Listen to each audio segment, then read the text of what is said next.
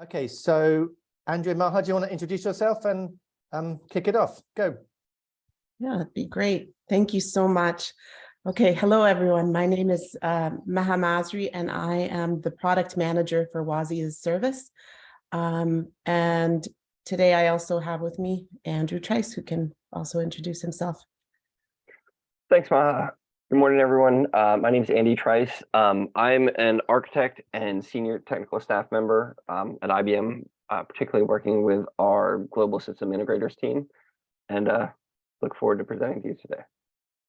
All right. And I will share my screen. Let me do that. Okay, perfect. All right, can everyone see the screen? Great. Okay, good. Thank you. All right. So, Wazi as a service, this is an exciting and new IBM cloud service that we GA'd last September. It allows you to run zOS development and test workloads on the cloud with the product. And today we're going to, Andrew and I will present and go through why you would want to look at this offering and demonstrate the automation that Andrew has been working to develop that makes the solution even easier. Basically, it allows you to integrate with the latest DevOps tools and will automate, accelerate, and manage your development test setup for zOS on IBM Cloud. Okay. So we'll start by looking at what Wazi as a service can do. So the main objective is to solve these zOS application development pain points listed here. So we all know IBM Z is the best platform in the world. It's secure, reliable, available, has great performance. Our customers run enterprise applications on Z systems with processing power to run billions of transactions a day. And they fundamentally need that. But we also understand that you may want to bring that value from IBM Z to the cloud in a hybrid cloud approach that can combine the power of IBM Z with cloud. So cloud is all about innovation and speed. So you may want to improve the agile development process that you may have to take advantage of the latest cloud DevOps processes and tools, and have a process that is consistent across your hybrid applications. You may also want to experiment with the latest services available on cloud so that you can innovate at cloud speed. And you may want to scale your dev and test infrastructure at the rate and pace needed in business today. So Wazi as a service was designed to solve these pain points in this way. And basically what Wazi as a service is the first and only IBM Z infrastructure or compute available on the cloud for zOS application development.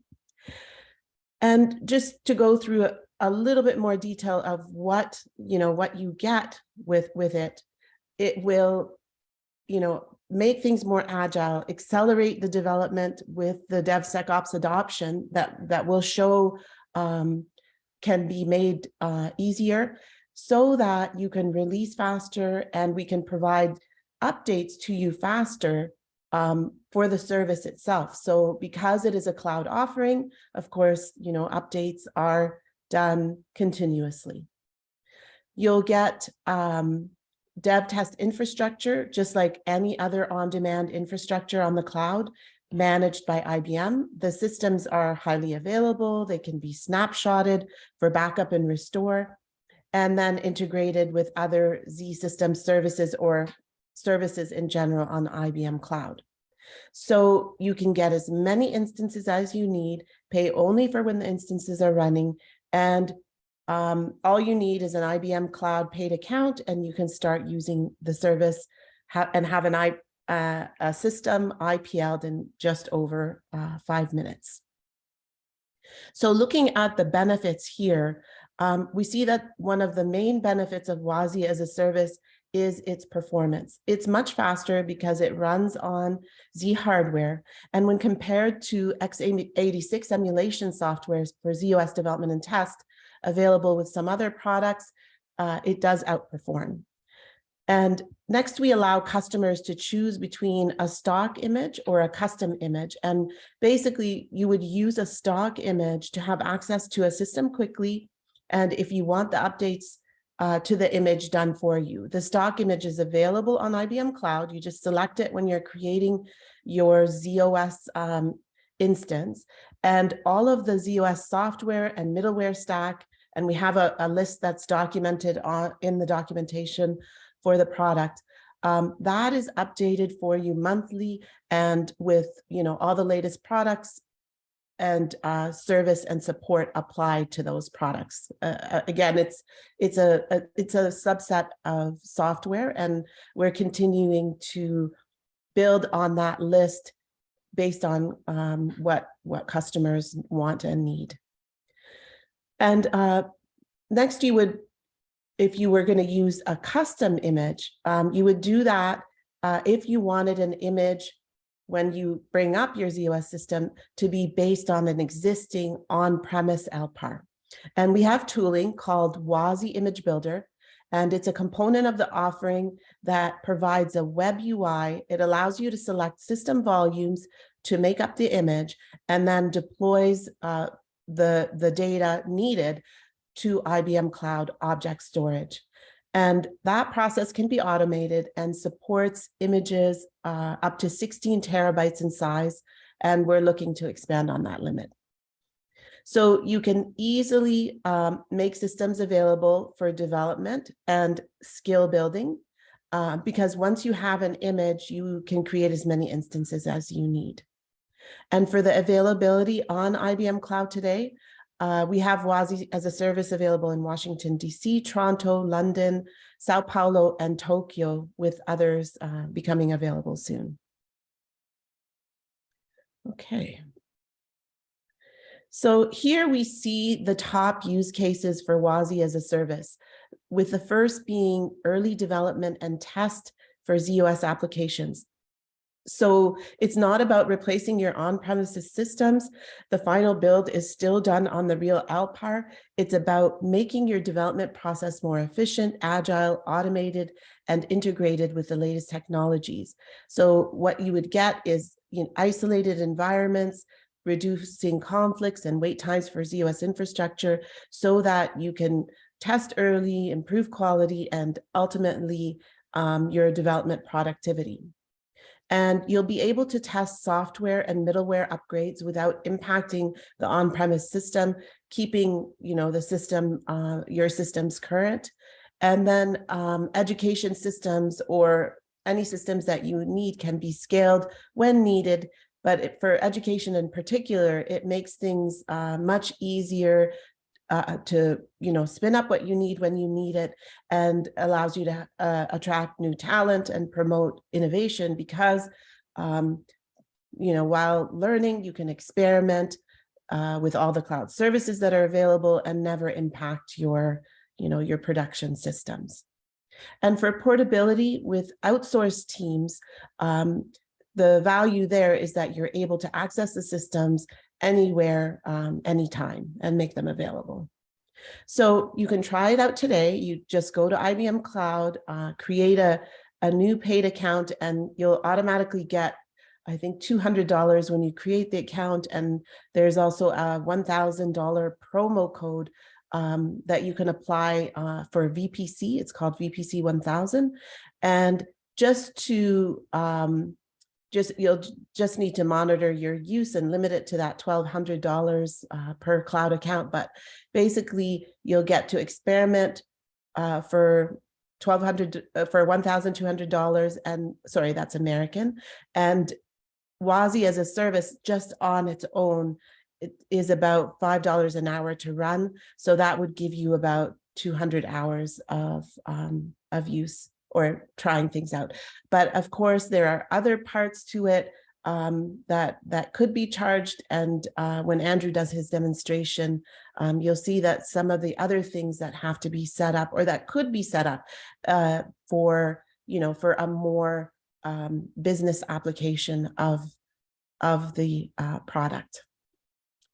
Okay, so to make things even easier, our mission is to solve your pain points, but as mentioned, we want to continue to make things easier for you to be able to adopt these solutions and learn what there is on IBM Cloud and all of the things that are possible.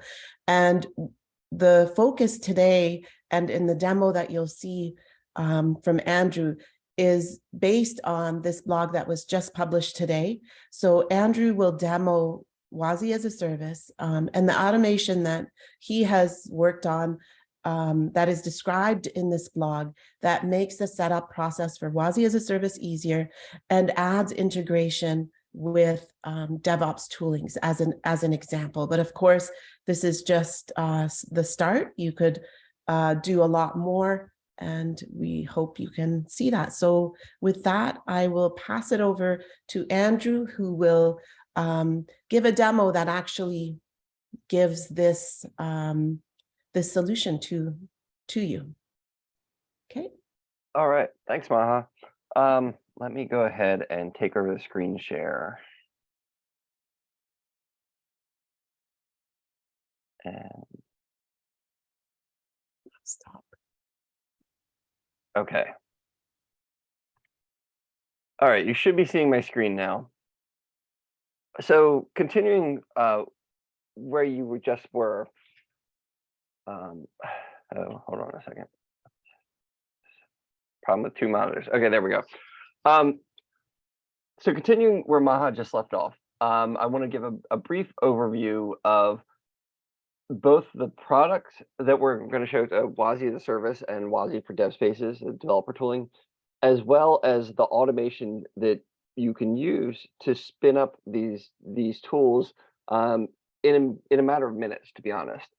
So these the automation leverages shared Terraform modules that are used across different collections of automation to automate things like IBM Cloud infrastructure provisioning, as well as to deploy software into OpenShift clusters.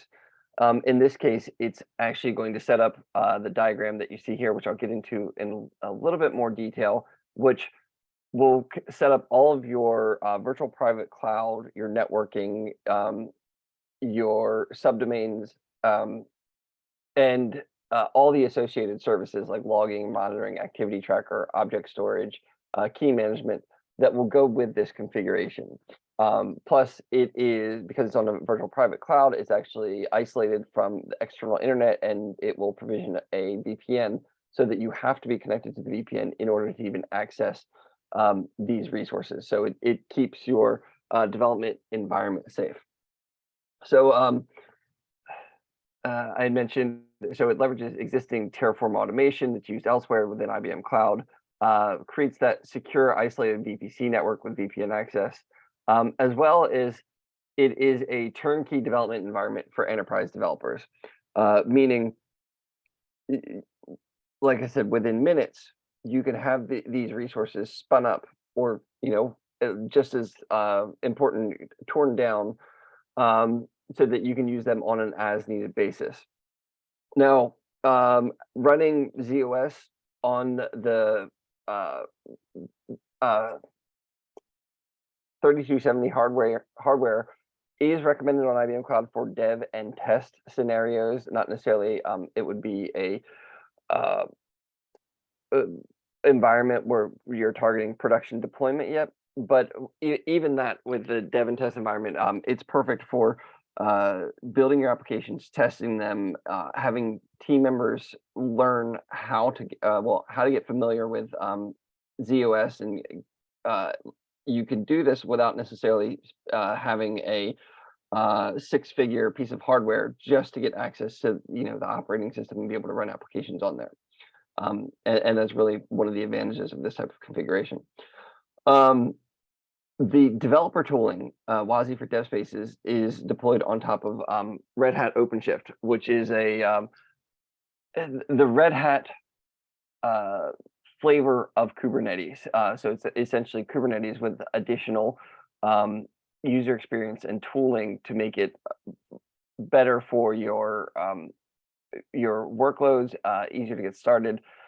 And then also it's a consistent environment. So if you want to be able to, well, the automation that we're going to set up, I'm going to show it on IBM Cloud, but you could run Wazi for Dev Spaces on any OpenShift cluster on any cloud of your choice. So it could be on-prem, it could be IBM, it could be Azure, it could be AWS. And then really this enables maximum flexibility with your development. So if you want to be able to develop on any x86 system, so you could have Wazi for Dev Spaces running on your OpenShift cluster, which is on x86, could be running anywhere, like I mentioned.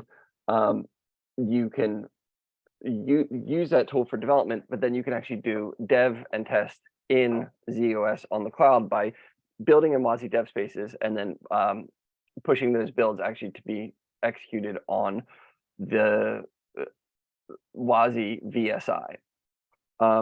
So VSI is a virtual server instance. So actually, let me go ahead and jump out of PowerPoint because I'm always better with a live demo than I am actually just showing things in PowerPoint. So right now, I'm looking at IBM Cloud. And just want to make sure, yep, got everything all spun up. So right now, I'm looking at IBM Cloud. The offerings that Maha had already mentioned under VPC infrastructure, virtual server instances. If you wanted to set all this up without going through the automation, you can absolutely do that. And I'm going to show you right now, if you're on IBM Cloud, you want to go create a virtual server instance. Here we go. I'm going to go ahead and click on the create button.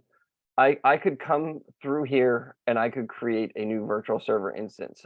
In particular, you need to select the IBM Z Linux 1 S390X hardware. I think I misspoke earlier. I called it 3270, but that's different. So it's the S390X architecture. This is IBM Z hardware when you choose this option. And let me scroll down and make sure that we select the IBM zOS operating system. And then if you choose this, you will actually be running zOS on the S390X Z hardware. You also, if you wanted to, could choose Linux running on that same hardware, but in this case, because we are talking about Z applications and workloads that are running on Z, you can have real IBM zOS running on actual Z390X hardware by choosing these options. You could come through and set this up, and once you've got all of your networking and all your options selected, you could come through and provision it now. And I just realized, I'm like, where's my provisioning? It's because did I get logged out? Oh no, wait a minute, sorry, this is grayed out. So I probably just haven't filled out the form above yet in its entirety. So I could come in, I could provision here, you end up with a virtual server instance. But in order to even get to this screen and be able to provision your virtual server instance, you have to make sure that you have a VPC infrastructure set up. So VPC, Virtual Private Cloud, is a virtual network isolation implementation for the cloud. So that is, instead of being able to, you have all your resources that are within this VPC open to any machine on the internet. We can, well, it can be open, but you can also restrict that so that there's no incoming connections unless you have a VPN.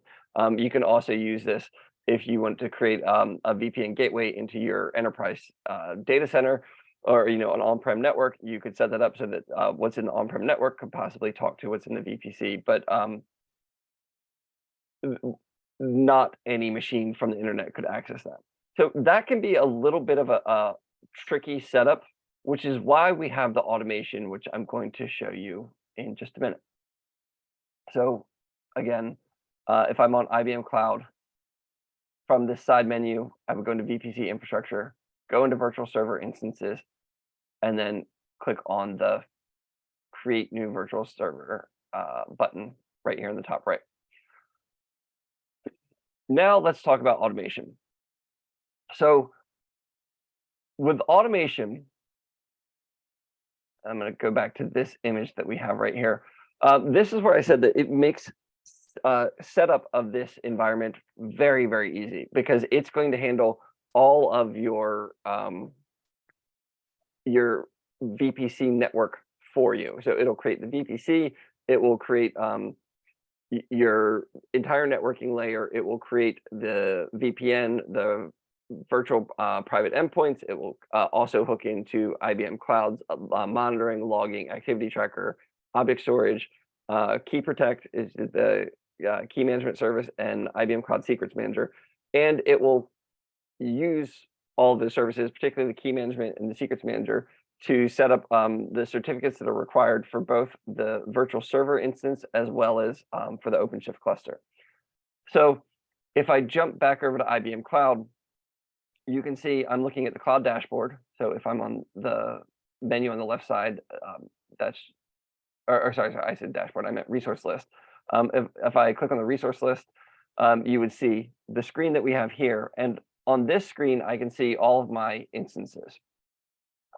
Under the compute group, this is where I have my virtual server instance.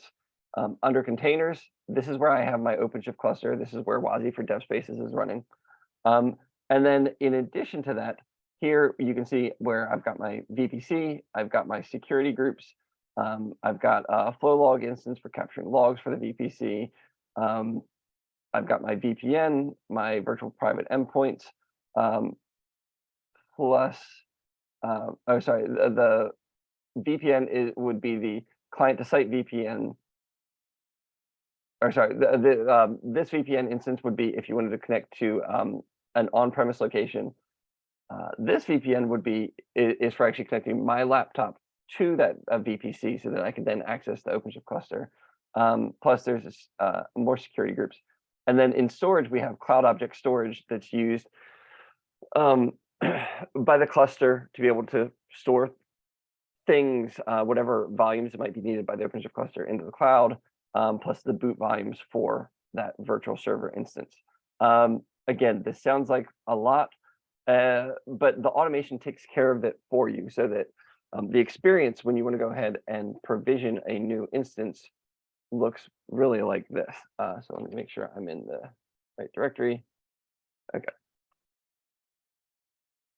So the first thing I'm going to do is go into the launch script. And this is the launch script that is in, I'm showing it. I really haven't even talked about what the automation does. So the automation, it is on GitHub in this automation infrastructure zOS dev repo. And it's a collection of Terraform scripts. So inside each one of these folders, there's a layer that is applied, a layer of configuration that is applied by Terraform. And in order to start it up, there is a launch script, which I'm showing you right here. I don't necessarily need to show you all of the code for you to be able to see what it does. In the README for this repo, there are instructions. So when you want to apply it, basically you set up your credentials. So there is a template file, you make a copy of it and put your credentials, which would be like your IBM Cloud API key, into that credentials.properties file. The properties file is in a git ignore list, so if you make a commit here, it will not be pushed back up into any of the Git repos if you had forked this repo, because you wouldn't have permission to do that directly here. And then once you set up the credentials file, you run the launch script. And then once you have the launch script, you can run the apply all script. And let me go over here where I've already launched my launch script. And you'll now see that I'm actually running inside of a Docker container. And then that Docker container has the same files that we were just looking at, but now I'm running in a controlled environment that has environment variables that are set up, particularly for executing this Terraform. So in here, I could run the setup workspace script, And then in here, it's going to ask me, well, what's the architecture that we want to use? Do we want to create just a VPC and VSI instance? We want to run OCP, which is OpenShift Container Platform, and this would be Wazi for dev spaces deployed, or an existing cluster. If we choose the option for an existing cluster, then it will only install Wazi for dev spaces into the existing cluster that you target. It will not create any of the underlying infrastructure that we would get if we choose the VPC option or the OCP option. So if I run setup workspace -a, and we'll do OCP, then it's going to make a copy of the files that were on the file system, but it's only going to copy over the resources that it specifically needs, and it's going to preset some of the variables that are used for Terraform execution. So then if I jump to the workspace's current directory, where this has been set up, okay, I'm here. You can see we've got our apply all script, and we've got the layers of Terraform automation that would be applied. So if I run apply all, I'm not going to do this right now because I've already created an instance and we were just looking at. It would first set up, it would modify settings on your IBM Cloud account to set it up so that it could be used for a financial services validated application. So that's basically turning on additional rules that would be could be used by the Security and Compliance Center to inspect your applications so to make sure that they're in compliance. It will set up the shared services. Those shared services, that's the logging, monitoring, object storage, key management, secrets management. Then there's the network VPC OpenShift layer. This creates the VPC network. It creates that VSI instance and the OpenShift cluster. And this is probably the most time-consuming layer of all of them because the OpenShift cluster has to be provisioned. That provisioning takes about 30 minutes, and most of that is actually configuration of the cluster itself. And then there's the 160 layer where it installs dev tools on OpenShift, and those dev tools include OpenShift pipelines, OpenShift GitOps. It deploys Git, which is a Git client that's actually running on the OpenShift cluster, and it installs Wazi for dev spaces.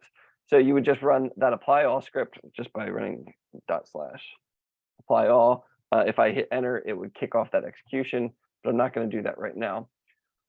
So let's jump back and look at the resources that we have on IBM Cloud.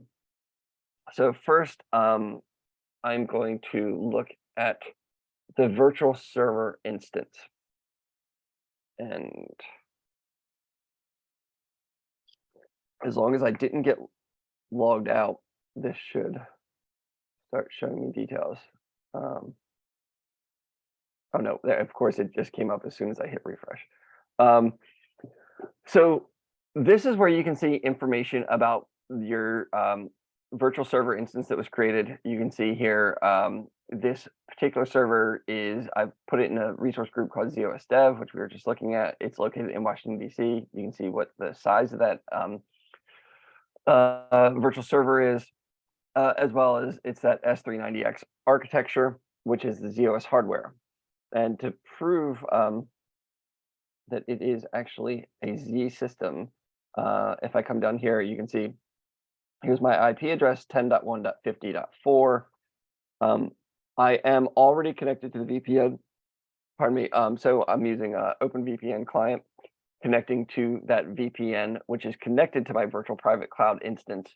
And if I were to disconnect from this, then I wouldn't actually be able to access the instances that are within my VPC. So hop over and I'm going to open a 3270 terminal, so a mainframe terminal. And you can see that at this point, we are now connected to that Z instance. So I could do, let's see, TSO IBM user, enter password. And at this point, I'm actually logged into the terminal on the Z system. Now, you could use 3270 emulation. A more friendly environment, in my personal opinion, is SSH. So you could also SSH into that same VSI instance, which I'm going to show you in just a minute. But now let's jump back over to IBM Cloud. Actually, we'll do it from here. Go back to our resource list. And in containers, we can take a look at our OpenShift cluster. So this OpenShift cluster, both the virtual server and the OpenShift cluster and the VPC networking layer is all provisioned based upon the configuration in that Terraform automation. And you don't have to be an expert in OpenShift or in IBM Cloud and VPC in order to be able to access or deploy any of it. So if I'm looking at my OpenShift cluster, you can see that is a OpenShift cluster with 3 workers. These workers, they're 16 core by 64 gigs of memory each. So it's a pretty big cluster. That's all configurable in the automation if you wanted to choose it. But right now, that's the profile that it's using. And if I click on OpenShift Web Console, that would take me over to here, which I've already got up and running, just so quick and easy to look at. On my OpenShift cluster, it gets provisioned, I mentioned, with Git, which is a Git source code repository in the cluster. If you wanted to use it, you don't necessarily have to use it. If you want to put your code in GitHub, that's perfectly fine. As well as Wazi for dev spaces, which is automatically installed. Plus, we set up in advance OpenShift GitOps. GitOps is a continuous delivery practice where your applications get deployed based upon a configuration that's stored in Git, and then and Git itself being a source code repository tool. And then we have OpenShift pipelines, and this is where you can have automated continuous integration inside of running on your cluster to be able to deploy your applications. So let me go over to networking on the OpenShift cluster, and we look at routes. And you can see when Wazi for dev spaces was deployed, it sets up everything that you need. So if I were to go ahead and click on Code Ready Dashboard right here, or Code Ready Workspaces, it will take me to what I've already got spun up in this tab right here, which is Code Ready Workspaces. No, sorry. Well, Wazi for dev spaces, which is Code Ready Workspaces, that's already got tools for Wazi development pre-installed in the cluster, so that it's set up with everything from language support and debugging tools, and being able to connect directly to a Z instance to do process monitoring, remote debug. You can also query data sources on Z. So if you have DB2 running on Z, you'd be able to query that and see your data sources and be able to see it from the interface that we have here, which is the development environment. So when I'm first log into Wazi dev spaces, and I glossed over this just a second ago. So it is Code Ready Workspaces with the Z development tools pre-installed. Code Ready Workspaces itself is an open source integrated development environment that runs on OpenShift. The UI for it, which let me go ahead and jump over to my next tab. So in here, if I were to create a new workspace, I can choose from one of the different templates: Wazi for dev spaces, Wazi for dev spaces with sample apps, and Wazi for dev spaces with Wazi Analyze. I could choose one of these templates, or I could build a standard Node, Java, or C, or Python app, and do all that development in the web interface. But you see right here, I've already got a workspace that's been I've configured prior to this demo right now, and that option I chose is Wazi for dev spaces with sample apps. I've got that in a tab over here. And you'll notice that this is a fairly similar looking UI if you've ever used Visual Studio Code. That's because the UI layer for Code Ready Workspaces is the same open source project that's used by Visual Studio Code, which is a open source code editor that's used by millions of users every single day. So what Wazi for dev spaces allows you to do is have full language support for many of the languages that could be typically associated with a enterprise application running on Z. That includes COBOL, that includes assembly. So if you're looking right here, you can see like this is actually a COBOL application with a modern editor in a modern editing paradigm using the same tools that a Node.js developer might use to build their applications.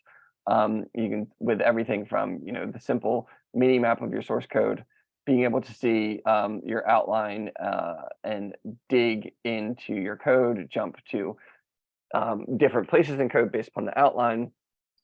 We can do, if I hover over it, you can actually see previews of different procedures. I can actually do a command click and then click in to different files. So a lot of the references and interactions that you would expect in a modern editor with a modern language, you can use for many of these languages that are typically associated with enterprise development running on mainframe, which historically has not necessarily always been as good of an experience as, let's say, you're writing a Node.js app on your desktop.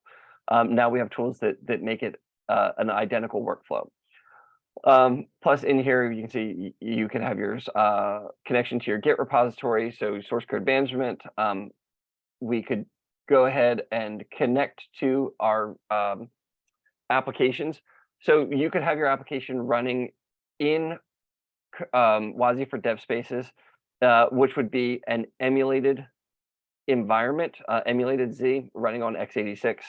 And here I could list the sessions that I have running in there, or I can actually connect to a remote session once I have that connection. I don't have that configured to show right now, but you can connect this interface into a running application on Z the same way that you might connect to your debugger to, as I mentioned, a Node or a Java or Go application with process monitoring, breakpoints, memory introspections. You can see variables that are in memory, everything that you'd expect from a modern developing experience. Plus, there are additional Z plugins that are installed in the editor where you can do things like viewing data sets. You can see Unix system services, and you can see jobs that are on that Z instance. And I can also come over here and let's say I could spin up a new terminal. And over here, I mentioned you can, I mentioned earlier, you could use the 3270 terminal to connect to your Z instance. You can also use SSH, and this is probably going to be a lot more familiar to developers who are accustomed to working with instances that are in the cloud, where you could SSH into your instance that is up on the cloud and run standard Unix commands.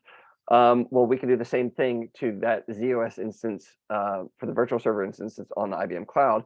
And in this case, I yesterday set up a SSH script, and I'll show it to you just so you see there's no smoke and mirrors. It's just a little shell script because I couldn't remember the IP address, and it's just going to run SSH using my certificate, and then it's going to go ahead and connect to that IP address, which is my zOS instance. Oh, well, apparently I switched tabs. Anyway, my zOS instance. So now at this point, when I'm running my list commands, or I'm seeing what user am I. So this is actually running as the IBM user on that zOS instance. And you can see everything, all the processes, everything that you want to do there, running in a terminal inside of the development environment. So point being, it's a modern developer experience, even for languages that are commonly associated with mainframe or wouldn't necessarily be considered a quote unquote modern programming language, but the vast majority of business applications are actually written using these languages. The vast majority of business applications running on Z are written in these languages. It's got modern support for these languages. It's a modern editing experience. Remote execution. You can build in Wazi for Dev Spaces and deploy to Z in that virtual server instance that's running on IBM Cloud. I mentioned you can do memory introspection, you can connect processes. I feel like I'm repeating myself, but you get the point. Like, so it's a modern experience for developing your applications on Z. And it's in this environment that is essentially turnkey. Everything's pre-configured.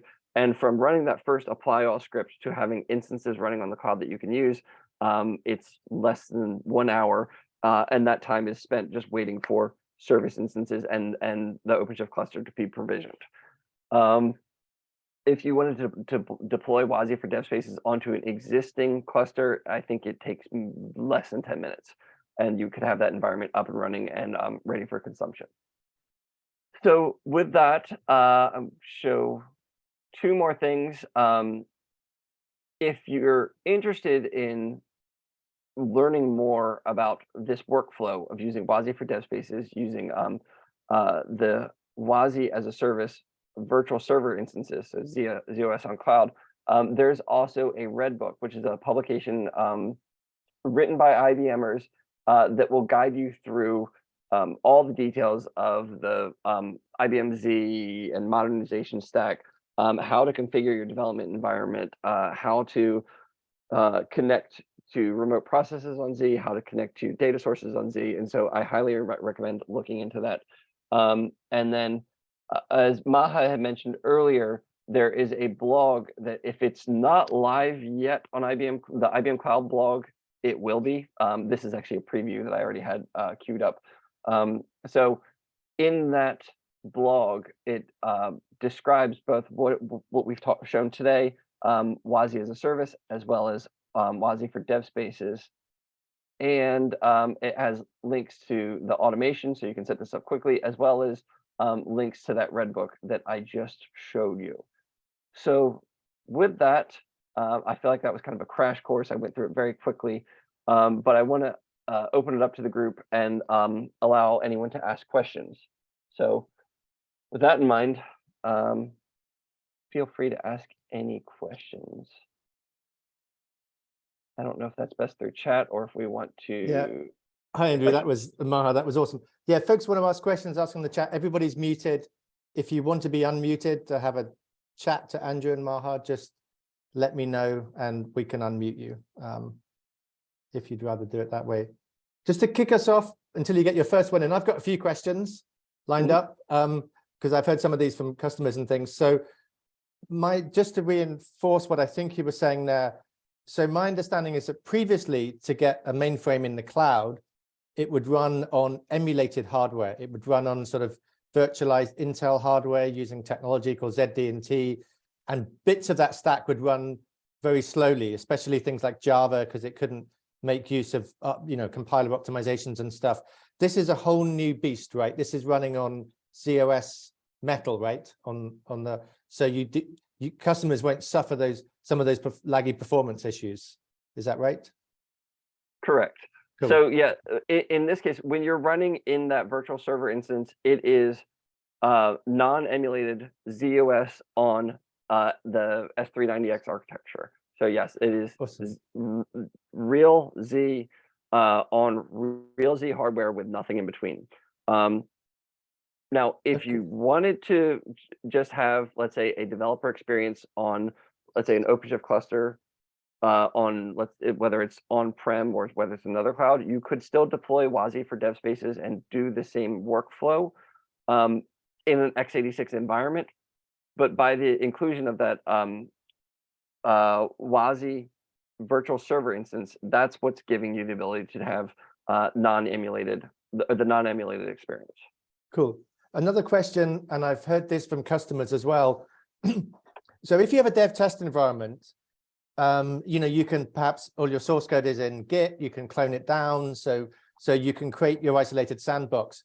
But let's assume you're a Kix customer. You want to provision that environment with a particular release of Kix, a particular release of DB2, perhaps there's 3 in service at any one point in time, so that gives us 9 permutations. So you can click how you want that to be crafted for you to perhaps mirror the workload that you're trying to run.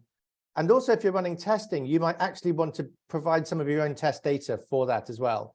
So your own DB2 tables or your own vSAM files. How does that work? How do you seed it with your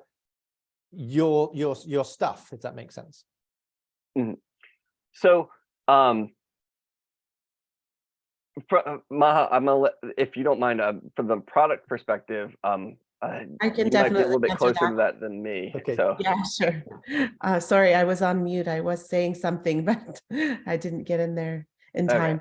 But so yeah, there are a couple of options. So if what you want is just you know, like today we have that stock image that I talked about that has a certain software stack with you know, a specified level of all the zOS software and middleware, but we are looking at being able to customize that software stack with the particular versions that people want, but that's not there today.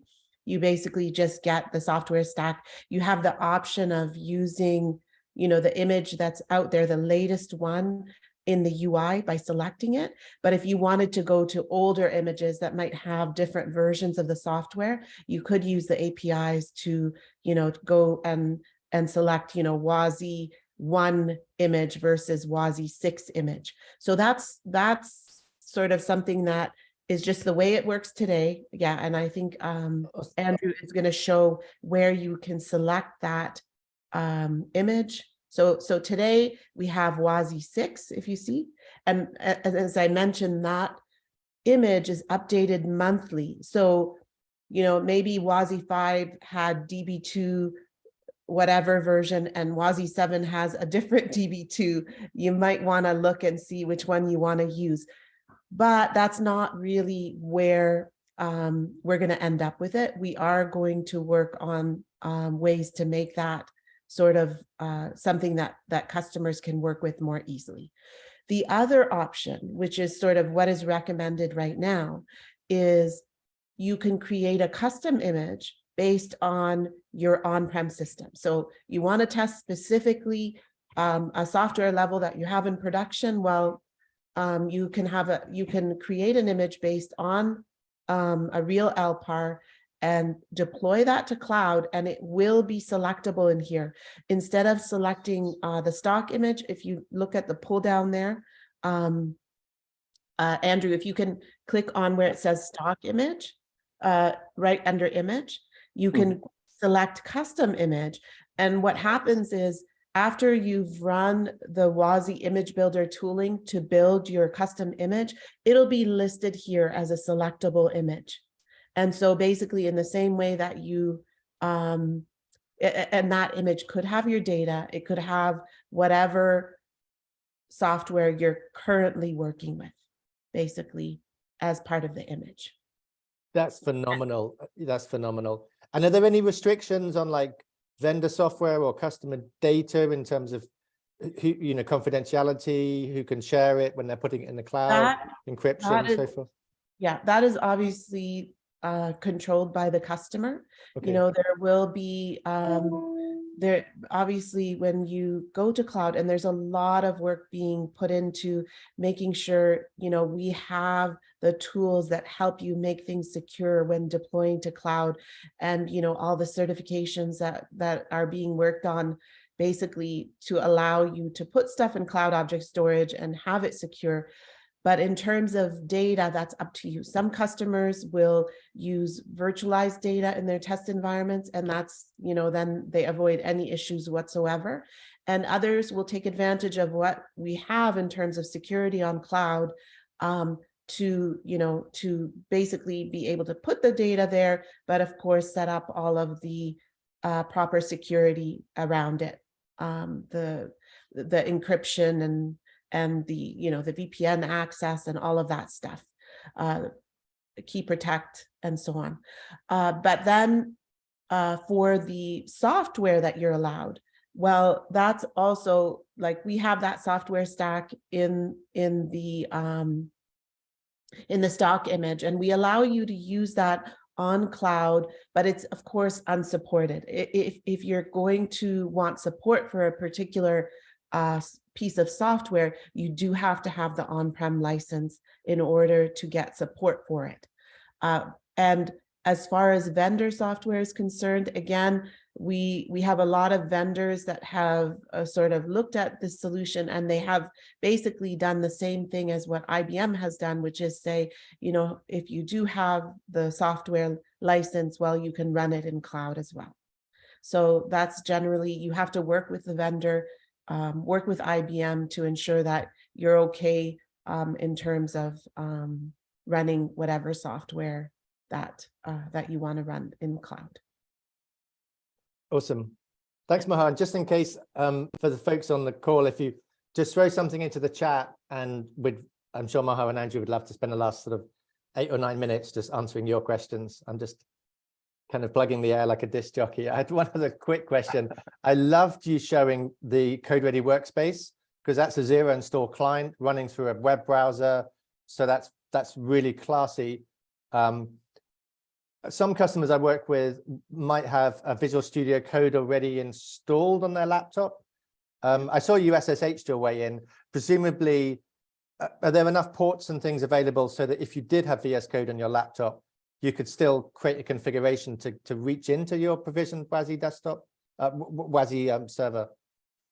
Yeah, absolutely. So you can switch to the FAT client. Okay, cool. I mean, it really doesn't. The instance that's created is like any other zOS that you can connect to. So you can use IDZ, you can use VS Code, you can use whatever IDE you happen to have and just connect to the system as is. The VPN gets you not just into 22, but it gets you into the other ports that are there. Then, okay. What about FTP? Is there a secure FTP connection if you wanted to start transferring large volumes of data? Is there? I don't know. Andrew, So, can you? Yeah. Is there an SFTP? Sorry, I was on another monitor and I was bringing up the Visual Studio Code extension. So there is an IBM Z Open Editor. If you had this and it installed in Visual Studio Code on your local machine, it's just like connecting to any other Z system. So you could have that in VS Code on your local machine connected to the VSI up in the cloud. So there's that. And then, sorry, as I was pulling that up. So your question, I didn't quite hear it because I was looking at that. No worries. I wondered if, so let's assume that you want to FTP. Let's assume you have a lot of local data and you want to move that across to perhaps to create a test environment, or perhaps you want to install something new like a big package, a big PAX file or zip file. Is FTP available as well? So you can do file transfers? So if you want to do file transfer, so if you have a couple options, you could obviously SSH into it and transfer over SSH. You could, I personally haven't tried FTP on zOS in the cloud, but if you had an FTP server running on there, you could actually absolutely FTP into it. You'd still have to be on the VPN in order to be able to connect. You still have to be on the VPN, yeah. Okay. I don't know off the top of my head if there's FTP server in that image. It's no worries. I know with SSH you can do an SCP or something like that, but yes. FTP is quite clever at doing file conversion, and sometimes between mainframe and mainframe world, you're switching from a UTF ASCII world to an APSIDIC world, and it's nice to have that done on the wire for you by FTP. Okay. No worries. I know it can be done. I don't remember the specifics off the top of my head, but I know it can be done. Cool. And just, I'm so sorry for getting out of bed. I'm just going to wind down. Oh, here we go. We've got a question. Rod, you might consider Connect Direct on zOS to move data. Ports are all open configurable. Awesome. Thanks for that. So Rod Little just posted something. If Rod, do you want to come off mute? I'll see if you want to come off mute. Maybe I'll find you. Sorry, I'm working my way down. I'm going to unmute you now.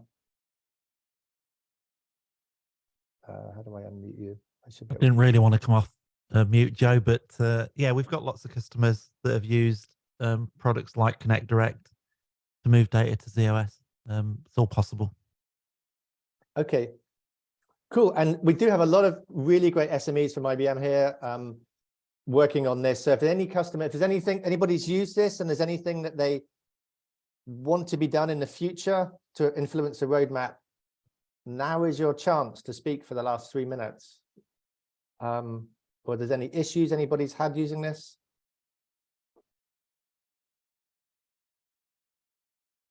No. I personally am so excited about this. I mean, this is zOS in the cloud, right? It's absolutely phenomenal. It's the beginning of a whole new sort of chapter in mainframe computing. I think it's just an absolutely class act. I loved seeing you provision it. And I really loved how quickly you went straight into Visual Studio Code, you know, running inside Code Ready workspaces, you know, so it's a Thayer client. So with Content Assist from COBOL, presumably that works for things like JCL, Rex, you can submit jobs, you can run TSO commands, you can have a really modern developer and a sysprog experience. Yeah, and that's probably, I'd say, the key takeaway for this is that it is a modern experience. Everything that you'd expect for a modern programming environment, modern language, you have when you're using these tools. Okay. A question, will this work with IBM ZCX? I don't know if you... Maha, do you know on that one? I don't know off the top of my head. Hey, Maha, you're on mute. Yep. Sorry.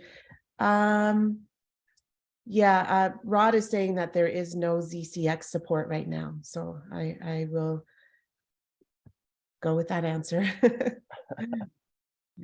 Yeah, so ZCX is IBM's kind of Linux One, kind of running a little bit of a Linux One partition, but under MVS management, isn't it? Yeah. So those, yeah, if that's what Rod said, then I'll go with that answer, but it's more. Do you have anything really exciting you can share that's in the pipeline for Wazi as a service? Or if his customers want to stay in touch, what's the best way for them to reach out, raise requirements, things like that? Yeah, they can definitely get in touch with me. I have my email on the profile. It's just my last name at ca.ibm.com, masri@ca.ibm.com. And yeah, we do have a lot in the pipeline. You know, some of the work around what Andrew showed today, that is just going to continue to expand.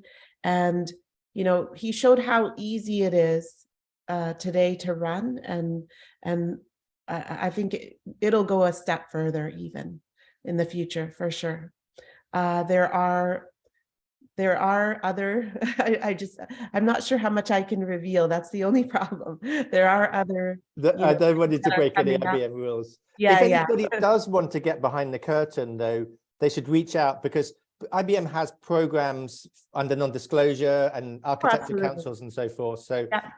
throw a rock at your sponsor user programs. If you're using the service today and you want to provide feedback, we're happy to hear what you've got to say. And yeah, we can, I'm sure our designers would love to hear from you, for sure. Awesome. Yeah. Thanks, Maha. Thanks, Andrew. Thanks, everybody else, for joining. This has been phenomenal, and we're going to keep pushing the message. I love this. I've been in mainframe computing for 25 years, and I've been waiting about 25 years for this to occur. Because just going to reinforce it for people who missed it, Andrew was able to connect to a mainframe without having to buy a mainframe, right?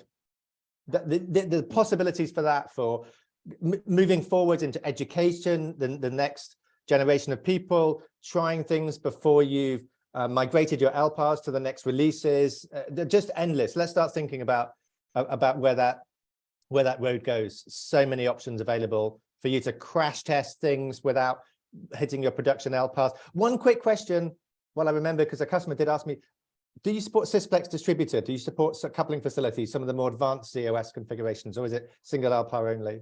No, it's single LPAR only. Okay. Yeah, there is Sysplex support in the ZD&T offering, but it's not available yet for the Wazi one. So there's potential there, but not yet. Awesome. Thanks. I'll be quiet now. I'll mute myself. Maha, Andrew, just close us down. And thanks so much again for getting early. Thank you. Thank you, Thank you everyone. for having us. All right. Have a To good our day. coffee. Thank you. Enjoy your breakfast. Thanks, team. right. Take care. Bye-bye.